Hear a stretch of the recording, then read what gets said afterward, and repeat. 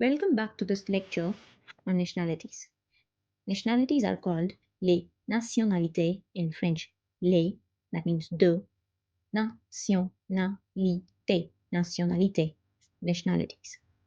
To learn nationalities, there are some tricks that we generally use to learn nationalities in masculine and feminine forms. Like any other adjective in French, nationalities have two main forms, masculine form and feminine form, which can be plural. So there will be masculine plural and feminine plural forms as well. To learn these forms, you have to follow the rules which are given on this page. So, let's begin with the first nationality, that's Allemand. Allemand becomes Allemande, Allemande in feminine form. It means German, German. The words ending with AND in masculine form, they become ANDE in feminine form. Next category is with AIN and AINE. So nationalities which end with un are pronounced as N in feminine form. Sud-Africain, Sud-Africaine, Américain, Américaine. So we pronounce the last N because of E. Next we have AN and ANE. Afghan, Afghan. Nigerian, Nigerian. So we put more stress and we pronounce N properly in feminine form.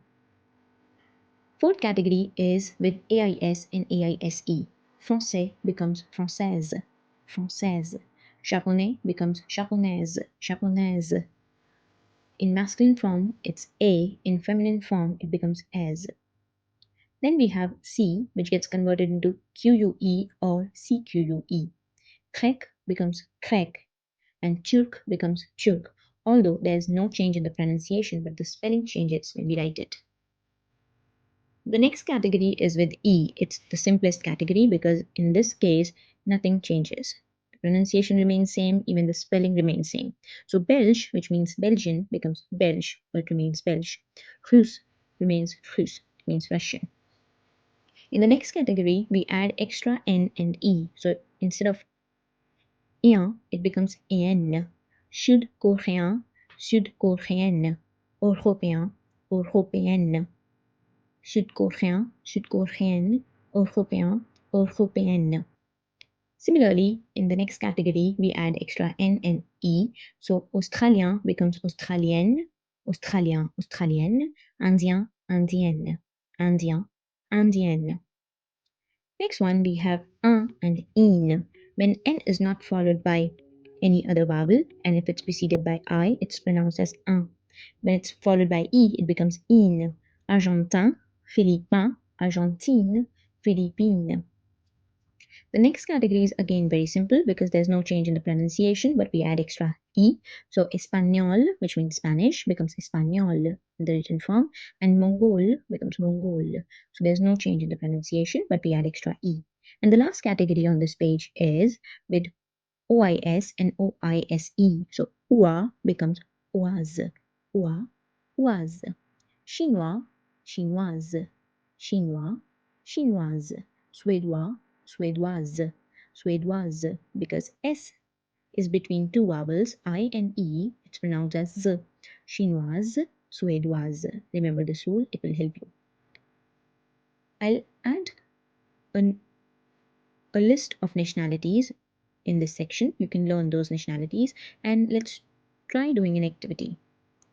In this activity, you have to match the flags with the correct nationality.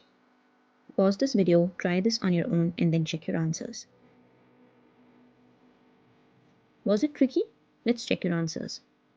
A. Japonais, japonaise. It's Japan. B. Américain, américaine.